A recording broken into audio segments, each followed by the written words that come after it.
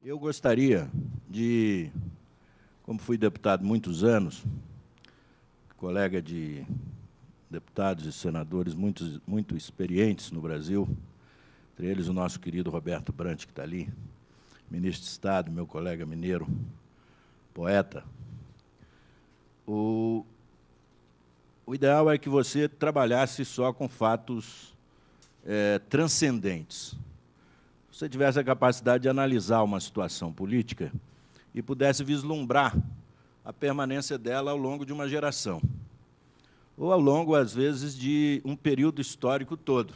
Quer dizer, determinado comportamento daquele homem público vai produzir um efeito na história daquela nação, na história daquela sociedade, e não exclusivamente na história da família dele, ou da família dos seus amigos, ou da família das pessoas mais próximas dele. É assim que se deveria fazer análise de conjuntura no mundo atual, pela velocidade dos fatos e pela forte competitividade que a política sofre de outras instituições. A política não é mais o principal elemento formulador das transformações sociais, e o político que não tiver capacidade de perceber isso, ele acaba se tornando um porta-voz de ideias que, às vezes, não concorda ou, às vezes, por outras razões, divulga.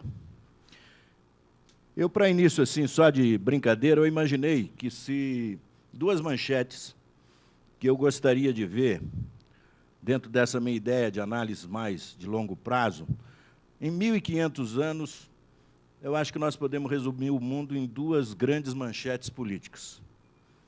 Até a Idade Média, evidente.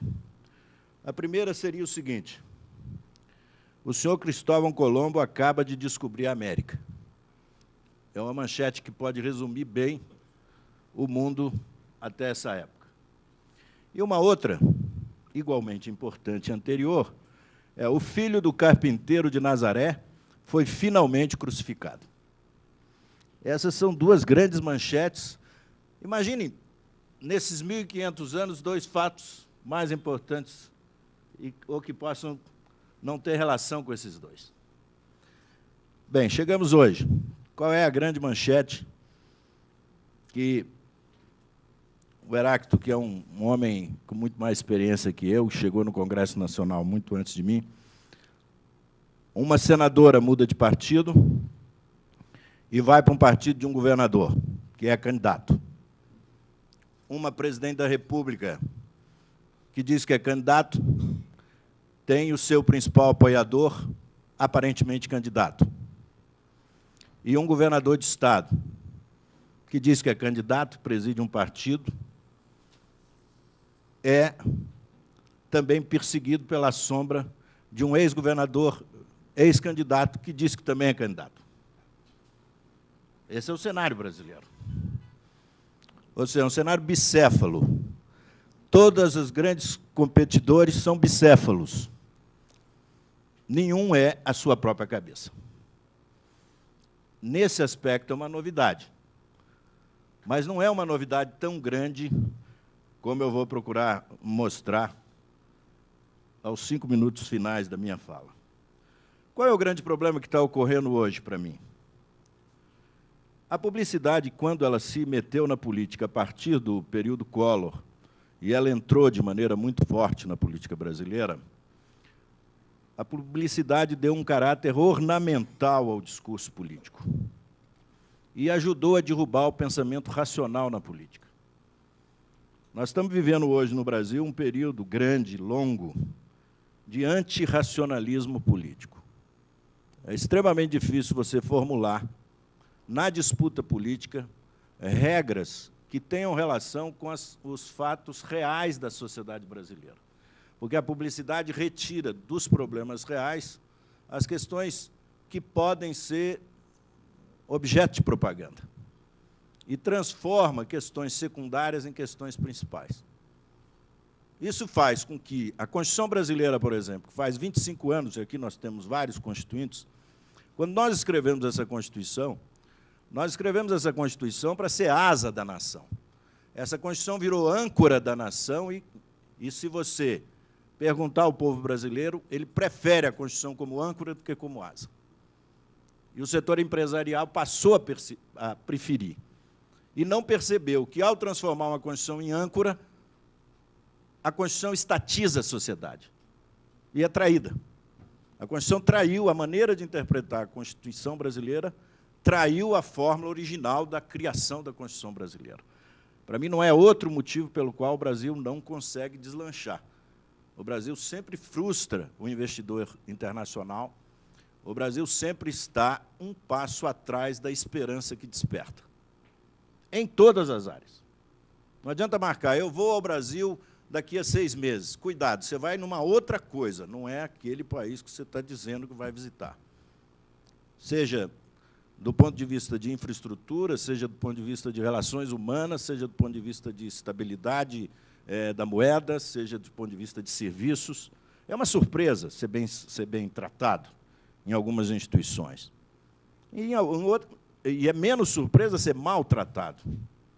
É mais ou menos uma regra de o mínimo possível para a convivência social.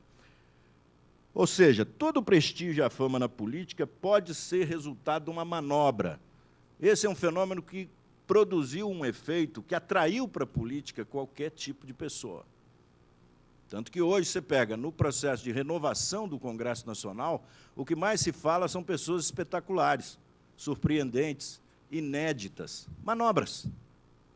Não quer dizer que elas correspondam à função pública que se pede delas, mas elas produzem um certo tipo de impacto emocional no eleitor, e o eleitor não sabe que eleger um jogador de vôlei deputado federal não vai fazer cesta nenhuma. Eleger um jogador de futebol bom, engraçado, articulado, dentro de um estádio, evidentemente, e fazê-lo se tornar uma pessoa simpática no plenário do Congresso Nacional, não vai ajudar nada ao Brasil, e nem ao futebol brasileiro. Vai levar a agenda privada do jogador para dentro de uma instituição longeva, centenária, que é igual ao futebol, mas são coisas completamente diferentes. Essa estratégia hoje de atrair personalidades, artistas, jogadores para o sistema político, isso mostra a fragilidade com que os líderes políticos tratam a sua própria atividade. O medo de enfrentar a política, com a racionalidade. É isso que eu chamo de... É um anticartesianismo, não é um irracionalismo, é o antirracionalismo, é uma irritação com a racionalidade, de enfrentar o eleitor na racionalidade. Ou seja, hoje é a intuição que apreende o fluxo do mundo. Nesse ponto, o Lula contaminou demais. O Lula é um personagem, que todos sabem, espetacular, a história dele. É o único partido de esquerda que conseguiu, num período pequeno, chegar à presidência da República. A primeira ficha de filiação ao PT foi assinada no início dos anos, fevereiro de 1980, aqui em São Paulo, no Colégio Sion, e depois, você vê, em 2002, nós já estávamos assumindo a presidência da República. O Partido Comunista muito mais antigo, com mais de 50 anos de história, o próprio Partido Socialista, com muito mais de 50 anos de história. Nós chegamos na presidência da República com menos de 20 anos de história, por causa de um fenômeno intuitivo. Esse fenômeno intuitivo se tornou a marca da política brasileira. O que poderia ser característica de um personagem da política, que governou 2 vezes, ele governou contra as suas ideias originais, ele não tem nenhuma dificuldade de dizer isso, e não criou nenhum problema interno ao partido. A dissidência criada no PT pela traição do projeto original do PT é pequena em relação às condições de sustentabilidade. Por quê? Porque lá na Constituinte, que é uma outra característica desse processo político que está aí, lá na Constituinte, o Congresso anterior à Constituinte antecipou a reforma política, e o Constituinte não teve o que fazer politicamente. Ao Constituinte só restou a vida social, porque a vida política já estava resolvida no Congresso anterior. Eleição direta, legalização de partidos clandestinos, voto de analfabeto, sistema eleitoral proporcional, foi feito com base na Constituição militar. Esse foi um ardil que o Congresso do presidente Sarney pregou no Congresso Constituinte. Ao mesmo tempo, convocou a Constituinte, as pessoas se embriagaram com a ideia de comícios diretos constituintes, colégio eleitoral, mas o principal estava feito, e o principal é que está aí até hoje. Coligação proporcional, governo de coalizão, voto de analfabeto, e eleição direta para presidente com um calendário de 2 em 2 anos, com uma coisa absurda no Brasil, em que você elege o governador do Estado, vinculado ao Congresso Nacional, e você elege o prefeito municipal vinculado a quem ele quiser, quando você devia, no sistema federativo, ter eleições estaduais e municipais articuladas e ter eleições nacionais livres. E essas eleições nacionais livres, aí justificava o sistema de 2 em 2 anos. Mas nesse sistema de 2 em 2 anos, em que o sistema regional se associa ao sistema nacional, produz esse tipo de situação esdrúxula que nós temos no Brasil. Mas foi uma característica da Constituinte de 88, porque ela não pôde mexer nisso, porque isso estava pronto antes. O Heráclito estava lá, e foi um dos responsáveis por isso. E o Ayrton Soares, também hoje de manhã, conversando com ele sobre isso, a antecipação do debate, Fernando Lira, a antecipação do debate, o Jorge Bonhausen, que é um dos teóricos desse modelo de transição que está produzindo esse cenário atual, me parece. Vou lhe meter na história já, Jorge. Ou seja, o Brasil hoje não trabalha nem com provas, nem com etapas, nem meditações, nem conceitos, nem conclusões. O Brasil trabalha com intuições. Você pega um publicitário, ele faz uma pesquisa, você aí elabora um conjunto de variáveis ali, de objetivos, e toca para frente. Depois faz outra pesquisa e muda. E é assim que vai. E assim se ganha eleição no Brasil. O setor empresarial está com dificuldade de aceitar um partido de esquerda, e vem o presidente do maior banco privado brasileiro, diz ao empresário que vira vice da chapa do competidor hostil, precisa de uma carta dizendo que vocês não vão fazer aquilo que vocês falaram que iam fazer. Essa carta vira um documento espetacular na mão de um publicitário, mas, na verdade, é simplesmente o seguinte, vale o que está escrito, não vou mexer naquilo que eu falei que ia mexer. Então, pode passar. É isso. Se você tirar o embrulho, porque nós estamos num país aqui, a associação comercial, o Brasil ainda é o único país do mundo que embrulha para presente, né? Você tem 2 embrulhos no mercado brasileiro. É o embrulho normal, que você compra uma coisa, e tem um que é embrulhar para presente a mesma coisa de maneira diferente, que é para você encantar o destinatário. A política hoje embrulha para presente. Ela é o mesmo produto, só que embrulhado de maneira diferente. Pois bem, a análise fundamental hoje, para mim, qual é? É saber se o povo quer prosseguir com o PT, PMDB, ou sem o PT, PMDB. Essa é a discussão fundamental a partir agora da reestruturação do quadro partidário. Por quê? Porque o fato principal do Brasil hoje, do ponto de vista internacional e do ponto de vista de longo prazo desse país, é a situação do Eike Batista. Ela preocupa mais do que Dilma Marina. Se realmente é possível um modelo econômico que suporte esse tipo de jogador. E nós já tivemos, no período passado, esses jogadores na Bolsa de Valores, mas não tínhamos no mar. É um jogador pesado, é um Moby Dick, né? É um Melville, esse Eike Batista. Porque ele envolveu o maior banco estatal da América Latina, ele envolveu a maior empresa privada, mista, né, de petróleo do Cone Sul, e ele envolveu o governo, e ninguém perdeu a credibilidade, e os credores perderam o dinheiro. Esse é um problema, hoje, grave. É esse problema que leva o Brasil a perder classificação nas agências de risco.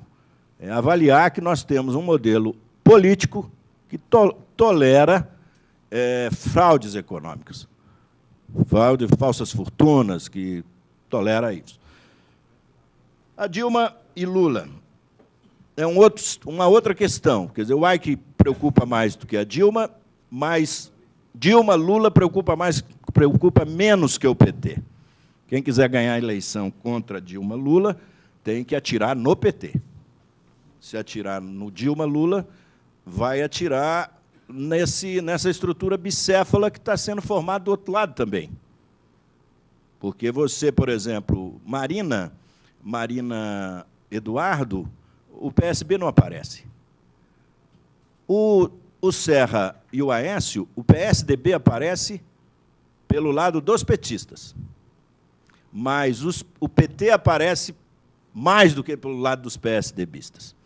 Ou seja, há mais vulnerabilidade na sigla do PT em relação ao eleitor do que há vulnerabilidade na sigla do PSDB. Isso, às vezes, o PSDB não percebe. Ele é fortemente atacado como sigla pelos petistas, mas os petistas são atacados como sigla por todos. Inclusive, se tiver um petista aqui, vai achar que, inclusive, por um petista. Mas meu compromisso é com a opinião. Eu sou livre para falar o que eu penso. Assim eu entrei no partido, assim fico até conseguir ficar em partido. Pois bem, é porque no Brasil, uma coisa que a política brasileira piorou demais é que até o talento para o insulto perdeu. O insulto no Brasil era mais sofisticado. Você vê que agora o marqueteiro da Presidente da República usar figurações biológicas ou fisiológicas para identificar o caráter pequeno da oposição, eu, se fosse pai de um anão, eu processava o marqueteiro da Presidente da República e levava ele aos tribunais, a me pedir publicamente, porque é a mesma coisa de dizer que uma pessoa é cancerígena. E quem diz que a oposição é anã, ou vai se comer como anã, como João Santana disse, o que ele quer dizer é que a oposição é negra, que a oposição é mulher, que a oposição é pobre, que a oposição é nordestina. Só que ele encontrou uma palavra em que ninguém vai reagir a ela. Mas o Brasil não pode tolerar isso. Isso nos Estados Unidos derruba um presidente da República. Isso na França acaba com uma campanha presidencial. Aqui não. Ele pode dizer, na segunda maior revista do Brasil, que a oposição é anã. Né? O Brasil, eu não sei quantos por cento tem de anão, mas eu me irrito profundamente com a degradação da linguagem na política, porque a primeira coisa que se degrada é a linguagem, em seguida vem o comportamento, depois a ética e vai por aí afora. Então, é preciso de ter, a linguagem pública tem que ser pública, ela tem que ser publicável, ela tem que atrair pessoas, ela não pode expulsar as pessoas do diálogo. Pois bem, Eduardo Campos e Marina, para mim, é uma realidade, então, bicéfala. Mas é bicéfala com que características? Imagine que Deus... Imagine não, é verdade, está lá no Gênesis. Se Deus fez o mundo em 6 dias, Ele fez o mundo a partir de árvores prontas e animais prontos. Porque não dá para uma semente virar árvore em 6 dias, nem um ovo virar uma águia em 6 dias. Ou seja, o nascimento do mundo pressupõe um passado. Não foi feito do Fiat Lux. Havia um passado, que também foi criado por Deus. Eu acho que ele enterrou o Jorge Luiz Borges que fala isso.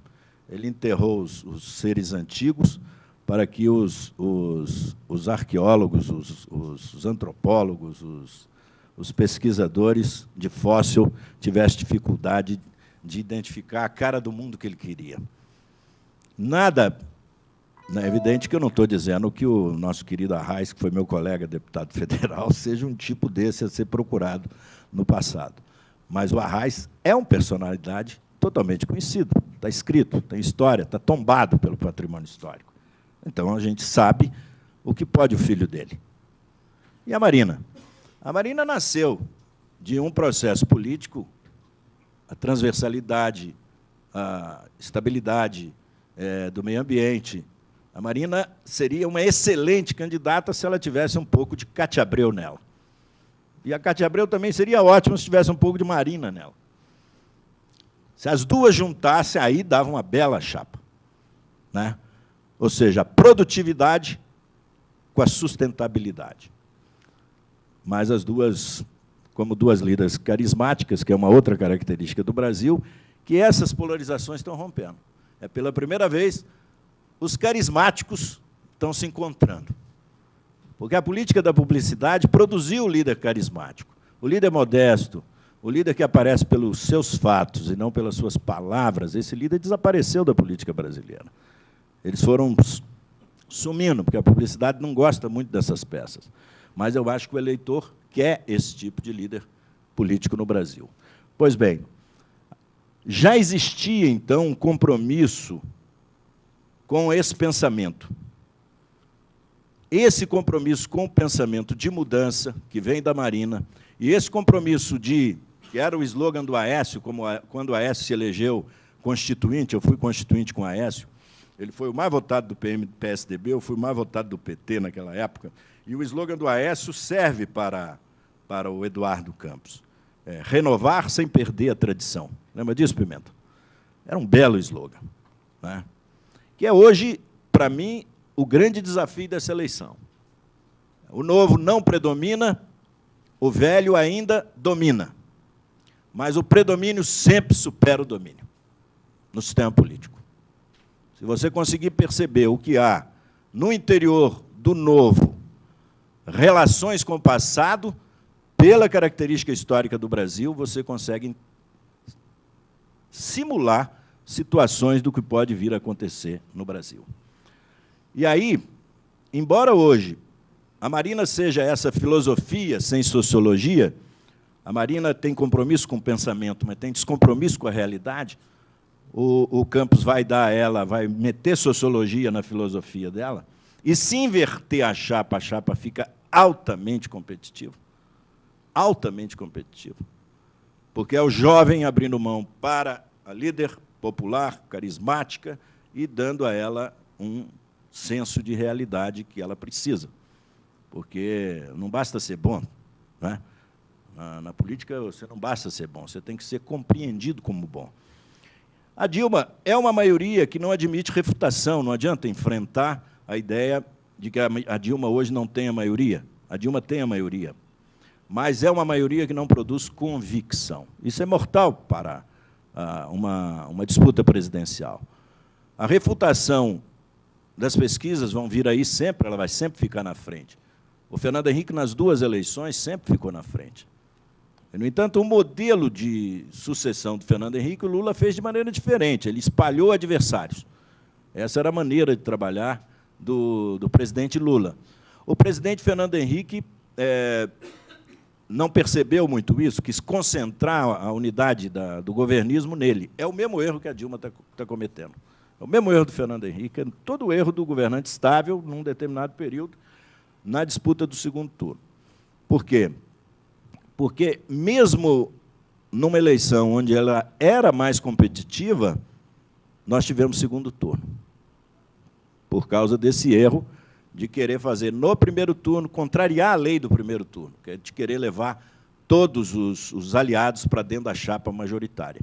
E esse erro, eu vejo a reação do Roberto Freire irritada, que também é um político de larga duração, eu vejo a irritação do Roberto com a Marina por isso, do meu ponto de vista. Matematicamente, ela errou.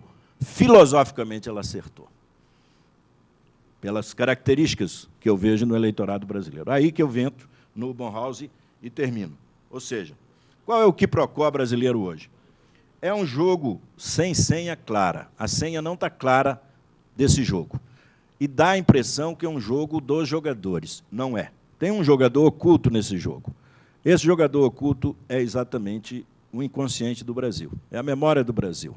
E a memória do Brasil, e aí o nosso Jorge sabe muito bem, ontem me confessou, assim, rapidamente no jantar que tivemos, eu parei a conversa porque eu ia encerrar assim, e aí ele ia dizer que eu o plagiei, mas já estou atribuindo a ele a ideia, porque eu peguei dele sem ele me falar, eu li dele, né?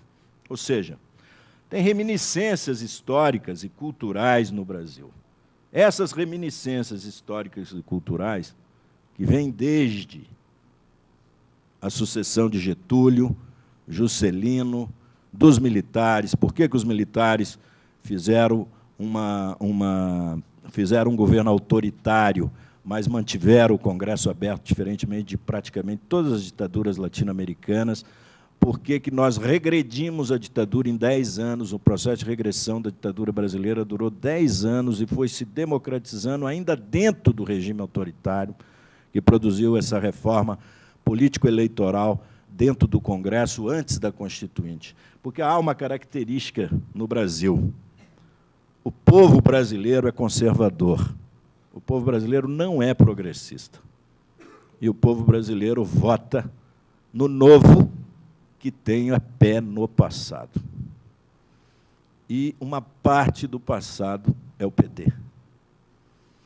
Então, a chapa do Campos tem chance, porque tem ali dentro um pedaço do PT. Mas a chapa do Aécio também tem muita chance, porque tem ali dentro uma parte do passado do PSDB. Então, acho que... E aí que vem a confusão na chapa do PT, que o Lula quer inverter a chapa. O Lula quer botar o passado na frente. O passado não pode andar na frente do presente, mas o presente tem que ter uma cara do passado, senão o povo não vota. Estabilidade no Brasil, não estou falando de economia. O povo brasileiro não gosta de economia, porque o povo brasileiro gosta de venda a prazo. Quem gosta de venda a prazo não sabe nada de economia, porque tem hoje 80 meses, quem pode comprar um negócio em 80 meses? Então, tenho esperança nessa eleição. Acho que essa senha, que não está clara, essa senha pode aparecer nas pesquisas? Pode, mas ela vai se consolidar fortemente com aquele que, se ficar esses 3 cenários só, com aquele que mais tiver mudança interna com estabilidade projetada do que já foi feito.